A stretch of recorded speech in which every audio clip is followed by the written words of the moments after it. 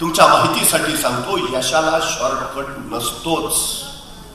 कमीत कमी कष्टात जास्तीत जास्त नफा मिळवायच्या भानगडीत पडाल जमणार नाही. छोटे अंतर पार करून मोठं ध्येय गाठव पाहाल साधणार नाही. नव्हे, ही अस्तित्वातच गोष्ट नाही, अजिबातच. गौतम बुद्धांकडे एक शिष्य आला, म्हणाला माझ्याकडे वेळ फार कमी आहे, मला सगळं ज्ञान द्या. गौतम बुद्ध म्हणाले 5 वर्ष तरी द्यावी लागतील.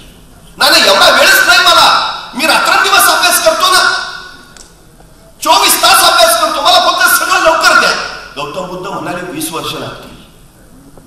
त्याला काय कळलं ना, अहो 24 तास अभ्यास केला तर तुम्ही म्हणता 20 वर्ष लागतील. गौतम बुद्धाने सांगितलं प्रत्येक गोष्टीला तिचा वेळ द्यावाच लागतो. फळ पक्व झाल्याशिवाय गोड लागत नाही. ते पक्व होण्याची वाट पाहावीच लागते. ज्याच्यात वाट पाहण्याचा संयम आहे त्यालाच यश मिळतं. ही सगळ्यात मोठी गोष्ट आहे. आमची काय अडचण अशी आहे की आम्ही वाट पाहायलाच तयार, लगेच झालं पाहिजे, तुरंत.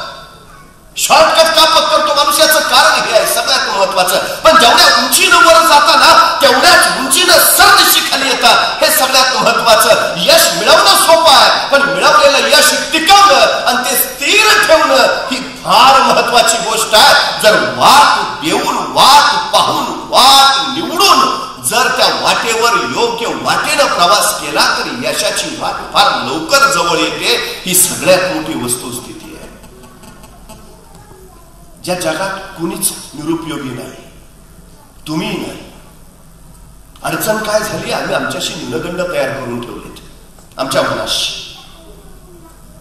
आपण गरीब आहोत, आपली परिस्थिती अशी आहे, आपण ग्रामीण भागात आलो आहोत, आपलं शिक्षण झालेलं नाही, आपल्याला इंग्रजी उत्तम बोलता येत नाही, आपल्याकडे मार्केटिंग स्किल नाही, आपल्याला लोकांशी संवाद साधता येत नाही, आपण उत्तम संघटन करू शकत नाही. तुमची किंमत जगातला दुसरा कुणीही ठरवू शकत नाही. तुमची किंमत तुम्हीच ठरवू शकता.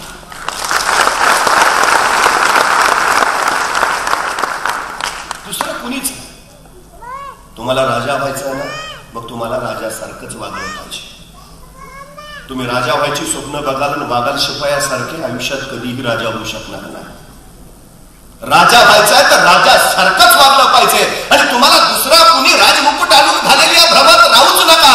जगाचा सगळा इतिहास काढा, प्रत्येक राजानं स्वतःचे राजमुकुट स्वतःच्या कर्तृत्वानं स्वतः